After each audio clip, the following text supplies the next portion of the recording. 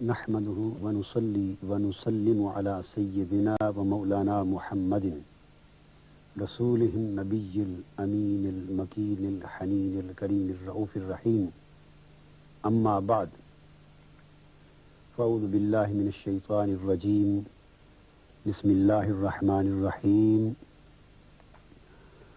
الحمد لله رب العالمين الرحمن الرحيم مالك يوم الدين إياك نعبد وإياك نستعين اهدنا الصراط المستقيم صراط الذين أنعمت عليهم غير المغضوب عليهم ولا الضالين آمين صدق الله مولانا العظيم. Dear audience and viewers, today, by grace of Almighty Allah, I want to utter a few words on the topic of Surah Al-Fatiha and belief of oneness, which means that the belief of monotheism in light of Surah Al-Fatiha. As we have explained in our last lecture, that Surah Al-Fatiha is a very comprehensive chapter consisting of a brief summary of the whole Quranic knowledge. One of the basic purposes of the revelation of Holy Quran and one of the basic purposes or the foremost and the most significant purpose of the raising of Holy Prophet Muhammad sallallahu alaihi wasallam and all of the messengers and prophets was to communicate the belief of oneness of Allah, that is known as Aqidatul Tawheed. So Surah Al-Fatiha, containing all essential teachings of Holy Quran and containing the all significant lessons of Islam, starts in its very beginning from the first verse. It starts from the faith of oneness, monotheism. One thing that is very relevant to be understood is that throughout human history and throughout the various periods of the development of philosophy, three types of questions have been the subject matter and have been the caption and topics of the discussions of philosophy. The first type of question, which was made the subject matter of philosophy of all times, whether it was Greek philosophy or Roman philosophy or latest philosophy, the first type of question was that how did the life of man start? Same was subsequently discussed by modern sciences, and same became the subject matter of the discussion of various human sciences. How did the life of man start? Did the man himself or itself come into existence, or the man was created? If the man himself came into existence, then what was the reason? And if the man was created by anybody else, then who was the creator? So this is the first type of questions ever thought and discussed by various philosophers of their times. The second type of questions is which has always been the subject matter of the discussion of philosophy, is what is the purpose of the creation of man, what is the destination and objective of the struggle of human life, what are the positive values of human life, and what are the negative values to be considered in human life, what are the prerequisites and conditions for the perfection, moral perfection of the man, what kind of behavior and what type of pattern is to be considered as good pattern of human life, and what kind of behavior is to be considered as bad one. So this was the second type of questions ever discussed by various philosophers of their time. And the third type of questions was, what is the reality of the death? What would be the future fate and final position of human life? Whether the death is total elimination and abolition of human life, or it is something else. Whether the life is a change in the continuity of human life, and if it is a change, then what kind of change is it? Three kinds of questions pertaining to human origin, human existence, and human future. So briefly concluding the discussion on the questions, we would like to say that answer in this Surah Al-Fatiha, or even in Islamic teachings, the answer to the first type of the question was given through the faith of oneness, that is monotheism, the belief of Islam. The answer to the second type of questions given by Islam was prophethood. And the answer to the third type of questions given by Islam was the belief of resurrection. Our today's topic for concentration is the faith of oneness in the light of Surah Al-Fatiha, and that is monotheism. So when we study Surah Al-Fatiha, and specifically first 3 verses, this faith and belief of oneness of Almighty Allah has been provided in these 3 verses through various signs and various kinds of arguments. First of all, it is stated, Alhamdulillahi Rabbil Alameen. The praise and all the praise is exclusively specified for Allah.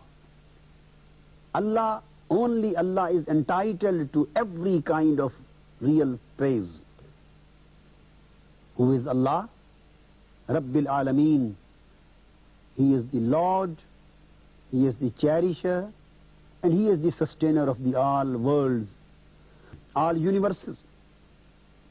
So in this verse, Almighty Allah is declared to be the creator of the worlds, the cherisher of the worlds, and as the sustainer of the worlds, and whatsoever lives in these worlds. Then in second verse, it is stated, Ar-Rahman Ar-Rahim, the most magnificent, the most gracious, and the most merciful.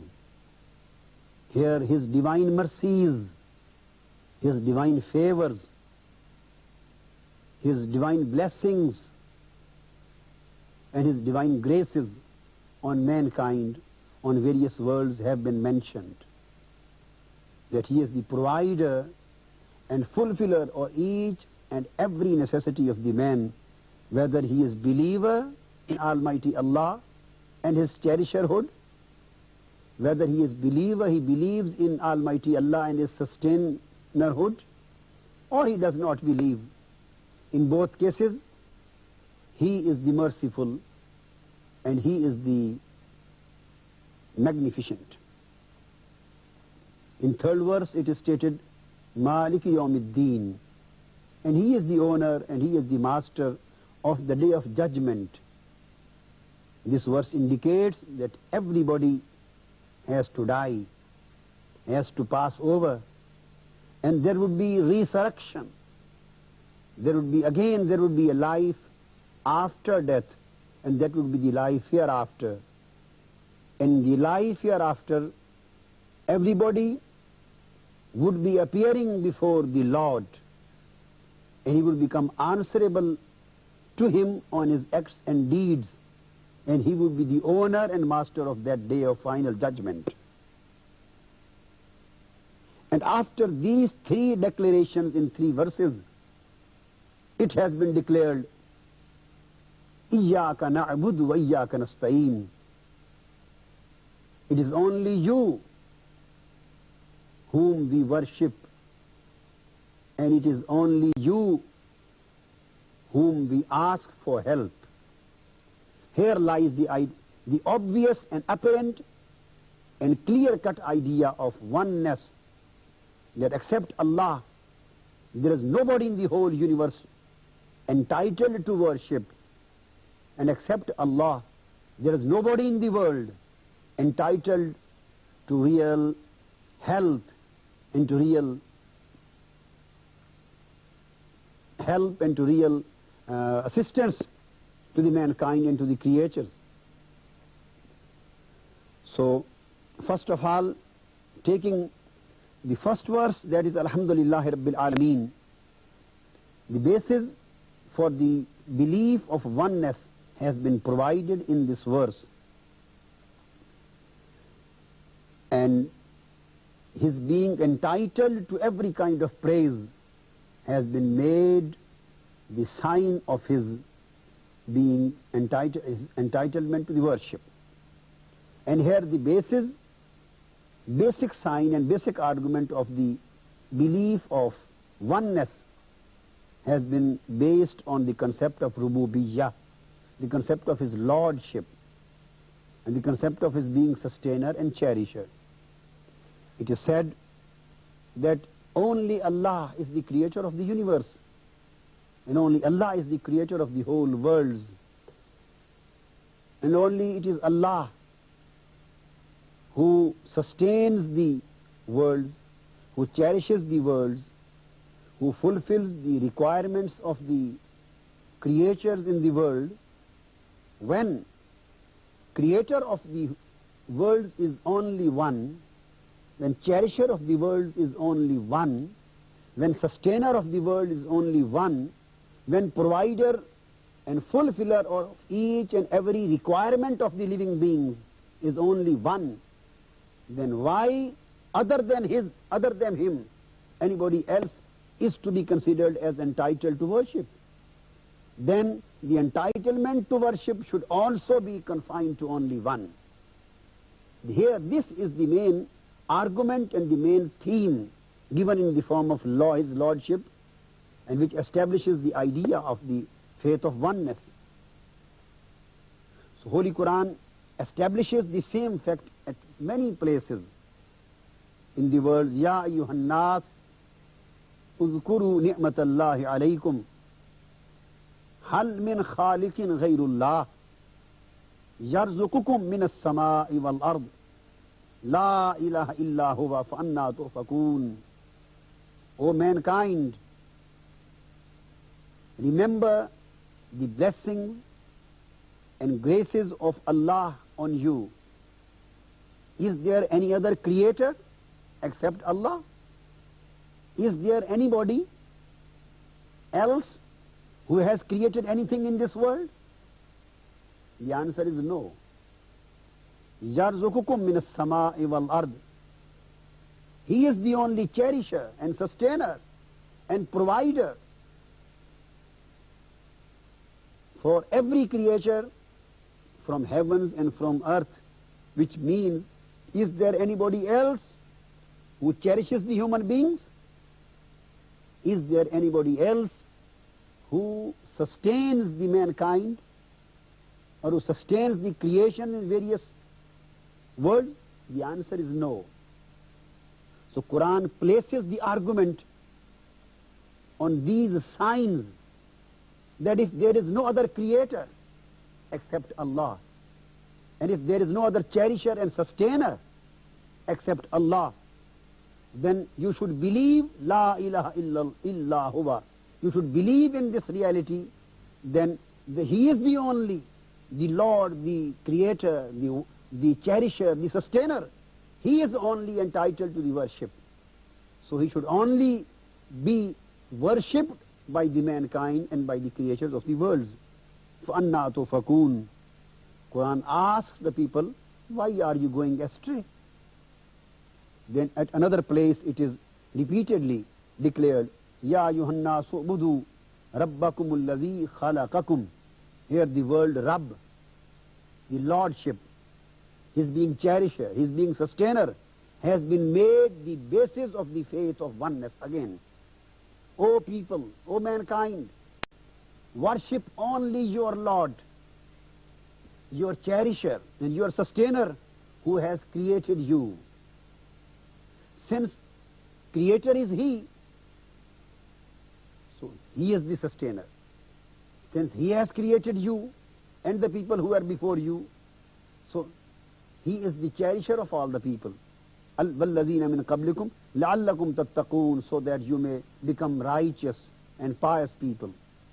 Then it is stated, الَّذِي جَعَلَ لَكُمُ الْأَرْضَ فِرَاشًا وَالسَّمَاءَ بِنَاءً وَأَنزَلَ مِنَ السَّمَاءِ مَاءً فَأَخْرَجَ بِهِ مِنَ الثَّمَرَاتِ رِزْقًا لَكُمْ.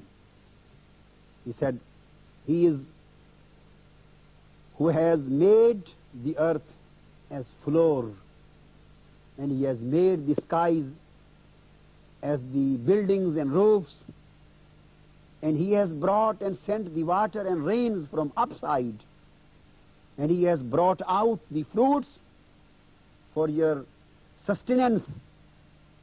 If this is right, this is it is a kind of question in an affirmative manner. O people, think in it. O mankind, concentrate in this reality. Is there anybody else who has made the earth's floor? The answer is no. Is there anybody else who has made the skies and heavens as building and roof? The answer is no. Is there anybody else who has power and command on bringing the rains and waters? The answer is no. If there is anybody else who has command and power on creating and bringing out the fruits out of the earth, the answer is no. Then Quran says, if there is nobody else except Allah who can sustain you, who can cherish you, who can provide you the requirements, who can bring you the rains, who can create the earth as your floor, who can create the skies as the buildings and roofs, and who can bring out the fruits for your eating, if all of these acts are conducted only by one, and that is Allah, فَلَا تَجْعَلُوا لِلَّهِ أَنْدَادًا وَأَنْتُمْ تَعْلَمُونَ, then don't create any rivals and partners for Allah, and you are the knower of the real facts and realities. So again here, the idea of His being cherisher and sustainer has been established up to the argument that on the basis of these signs, only He is the worshipped, only He is the ilah, and He is only entitled that the man should know and bend his head before Him. So here lies the rebuttal of the idea of Trinity, rebuttal of the idea of the plurality of the Lords, so that the idea of oneness, the only one Lord in the whole universe, should be accepted on the basis. So these signs of human life, the signs through creation, the signs through the survival of the man, the signs through the various systems of the universe, this thing has been made clear. Moreover, when we see the second verse, it says, Ar-Rahman Ar-Rahim, that He is the most magnificent and gracious and the most merciful. It means, by Ar-Rahman, it means that He bestows His grace, bestows His mercy bestows His favor and blessing in this world as well as in life hereafter, on the Muslims as well as on the non-Muslims, on the believers as well as on the non-believers. So His being Rahman is open, is absolute, is unconditional for all of the human beings, for whom He is creator, for whom He is the cherisher and sustainer. For them He is merciful also and magnificent also. And then it is stated, Maliki Yawmiddin. And O people, after death, when the day of resurrection would come, so you will again have to appear before Him, before your Lord, who had created you, who had sustained you, who had cherished you. You had to become answerable before Him. So, who created you, only He should be worshipped. Who sustained you, only He should be worshipped. Who cherished you, only He should be worshipped. Who provided you your requirements, only He should be worshipped. Who became merciful for you, only He should be worshipped. And to whom you are going to be answerable, only He should be worshipped. So here lies the idea of faith in oneness of Allah. In Holy Quran, the same idea has been declared in a very beautiful manner. In Surah Yunus, Almighty Allah says, Kul man yarzukukum minas sama'i wal ard amman yamliku sam'a wal absar. Say, who is it that sustains you in life from the sky and from the earth? Amman yamliku sam'a wal absar. Or who is he, who is it that has power over hearing and sight? وَمَنْ يُخْرِجُ الْحَيَّ مِنَ الْمَيِّتِ وَيُخْرِجُ الْمَيِّتَ مِنَ الْحَيِّ. Is it that brings out the living from the dead and the dead from the living? Who is it who brings living from the dead and dead from the living? There are various phenomena of human life. وَمَنْ يُدَبِّرُ الْأَمْرِ. And who is it that rules and regulates all the affairs of the world? Allah. The answer is, فَسَيَقُولُونَ اللَّهِ فَقُلْ أَفَلَا تَتَّقُونَ. Then they will soon say, it is Allah. Say, will you not then show piety? Will you not become God-fearing? Will you not become the believers? That if there is no answer, for example, those who worship sun, can they say in real sense, then sun possesses these powers? Those who worship moon, can they say in real sense that moon enjoys these powers? Those who worship stars, can they say in real sense that the star possesses these powers? Those who worship the fire, worship the water, worship various animals, worship various trees, worship various reflective organs of the world, or worship human beings, or worship the souls even, can they reply that these are the things which can create man because they themselves were created? Can they claim that these are the things which sustained the people? No, they were themselves sustained. Can they say these are the things which can cherish the world? No, they themselves have been cherished.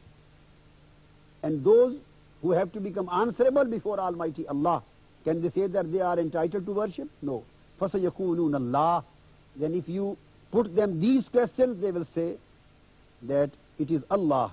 فَقُلْ أَفَلَا تَتَّقُونَ. Then why are you not becoming God piety? فَذَلِكُمُ اللَّهُ رَبُّكُمُ الْحَقِّ. Such is God, your real cherisher and sustainer.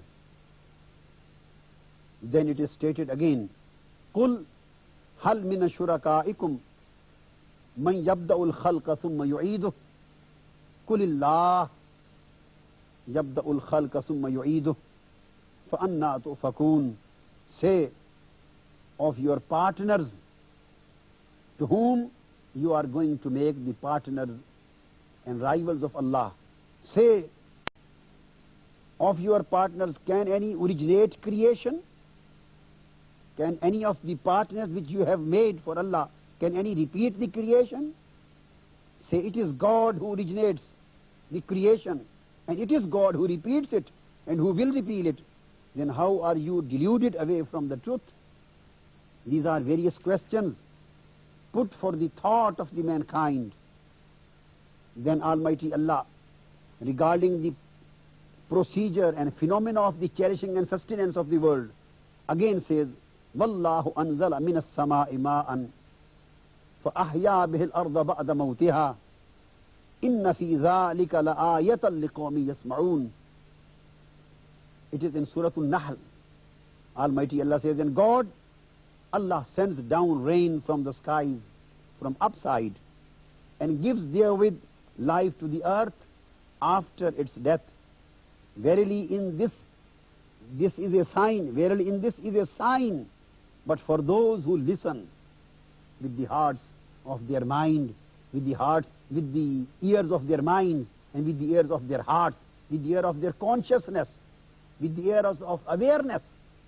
And again it is stated regarding the animals world, وَإِنَّ لَكُمْ فِي الْأَنْعَامِ لَعِبْرَةً نُسْقِيكُمْ مِمَّا فِي بُطُونِهِ مِنْ بَيْنِ فَرْثٍ وَدَمٍ لَبَنًا خَالِصًا سَائِغًا لِلشَّارِبِينَ.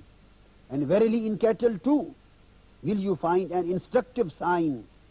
From what is within their bodies we produce for your drink milk, pure and agreeable to those who drink it. And again stated, وَمِنْ ثَمَرَاتِ النَّخِيلِ وَالْأَعْنَابِ تَتَّخِذُونَ مِنْهُ سَكَرًا وَرِزْقًا حَسَنًا إِنَّ فِي ذَلِكَ لَآيَةً لِقَوْمٍ يَعْقِلُونَ. And from the fruit of the date palm and the wine you get out wholesome drink and food. Behold, in this is also a sign for those who are wise, for those who think. And again it is stated in Holy Quran, أَمَّنْ يُجِيبُ الْمُضْطَرَّ إِذَا دَعَاهُ, as cherisher, as sustainer, as merciful. وَيَكْشِفُ السُّوءَ وَيَجْعَلَكُمْ خُلَفَاءَ الْأَرْضِ أَإِلَٰهٌ مَعَ اللَّهِ قَلِيلًا مَا تَذَكَّرُونَ. Or who listens to the soul distressed when it calls on him, and who relieves its sufferings and makes you, O mankind, inheritors of the earth. Can there be another God besides Allah? The answer is no. Little it is that you heed. Then Quran says, these various signs have been mentioned in Holy Quran regarding his position of being creator, in connection of Allah's position as being cherisher, in connection of Allah's position as being the sustainer, and as being the merciful, and as being the provider of the requirements of mankind. So Almighty Allah has based the concept of oneness and the concept of unity and the concept of monotheism on these signs and arguments which a man can see and understand through the naked eye, through his sense, through his mind, through his intellect, and through his consciousness, if he has an aware personality. Almighty Allah may give us the insight to understand the faith of oneness. وَمَا عَلَيْنَا إِلَّا الْبَلَاغُ.